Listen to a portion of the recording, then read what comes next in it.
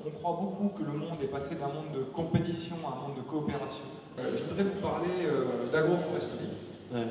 Parce que effectivement, quand on est rentré dans le programme de développement durable, et notamment à travers le travail qu'on a fait avec Sustainable Agriculture Network, mais également avec Red Forest, on s'est rendu compte de l'impact de l'agroforesterie en fait, sur la qualité du café, sur la qualité des écosystèmes et sur la qualité de vie des fermiers.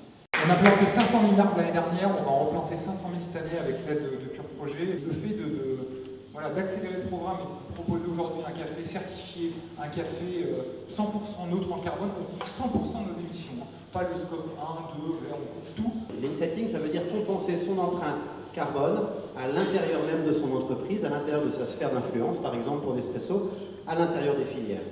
Et un autre élément de l'insetting, c'est qu'on ne vise pas uniquement la compensation carbone de l'empreinte de l'entreprise, mais on vise 7 indicateurs, la compensation carbone, mais aussi l'aide à l'adaptation au dérèglement climatique, avoir un impact sur les sols, avoir un impact sur l'eau, sur la biodiversité, avoir un impact social sur les communautés locales, et aussi avoir un impact sur l'entreprise et pouvoir le mesurer, pour montrer que s'engager pour le climat, c'est aussi un intérêt économique pour l'entreprise. On est en train de se parler de projets à l'échelle du temps. Ce qu'on vous demande finalement en construisant cette offre avec vous, c'est de vous engager à nos côtés à l'échelle du temps, c'est-à-dire de construire un partenariat durable avec vous. Merci beaucoup.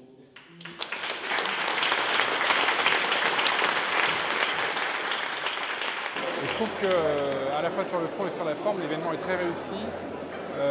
Un format très informel où ça nous a permis moi ça m'a permis en tout cas de découvrir ce que fait Nespresso, qui est assez admirable. Sur le sourcing du café, de la cerise du café jusqu'à la tasse, c'est vrai que c'est une chaîne de valeur absolument passionnante sur la manière dont tout ça est mené.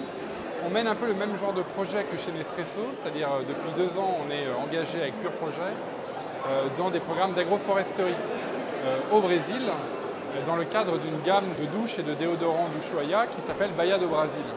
Alors, ce qui a été présenté ce soir par les dirigeants de Nespresso était surtout axé sur le développement durable, et je ne pensais pas qu'en venant à cette soirée, ça serait l'axe principal, et j'en ai été particulièrement ravie.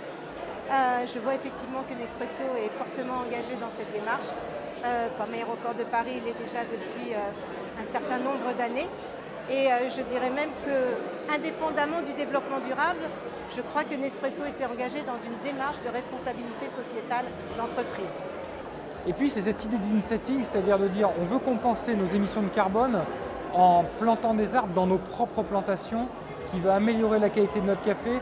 Plus on améliore la qualité de notre café, plus les gens veulent les acheter, ils nous achètent le café plus cher, du coup nous on peut réinvestir chez eux. On est vraiment dans cette idée de cercle vertueux. Et j'aime beaucoup ce que dit Tristan Lecomte, on n'a rien inventé, simplement on est en train de faire quelque chose qu'on a toujours fait, quoi. Chez Nespresso, on pense que le meilleur du café n'a pas encore été inventé. Et je pense que ça va faire partie, en fait, revenir à des racines vraiment naturelles, ça va nous aider à développer la qualité du café. Bon, voilà, c'est magnifique. Et faisons ça pour le café, mais faisons ça pour toutes les autres cultures agricoles. Donc aujourd'hui, nous, on ne veut plus être uniquement des fournisseurs de café. Ce qu'on dit à nos clients et puis à nos prospects, c'est on a envie de coopérer. Donc qu'est-ce qu'on va faire ensemble? Comment on voit le monde ensemble demain? Et à quoi il va ressembler? Ça dépend que de cet engagement relationnel. L'offre de services qu'on va promouvoir à partir d'aujourd'hui auprès de nos clients professionnels est un vrai pas en avant. Outre cette formidable étape qui est la neutralité de notre offre des cafés, c'est la coopération avec les clients à B2B qui s'offre à nous. Moi, ce que ça me renvoie, l'arbre, comme image, c'est que j'ai eu la chance d'aller visiter des plantations de café au Costa Rica. Et mon meilleur souvenir, c'est la visite d'une ferme. C'était une jungle avec des arbres fruitiers, avec toutes sortes d'arbres, des gros citrons. Et le café était au milieu de tout ça. Et c'est cette image-là du café que je retiens le plus. C'est l'image finalement d'un café essence forestière au milieu de la jungle qui donnait des cerises de café magnifiques, grosses, qui avaient l'air pulpeuses, qui avaient l'air vraiment fruitées. Et du coup, c'est cette image-là que ça me renvoie à l'arbre.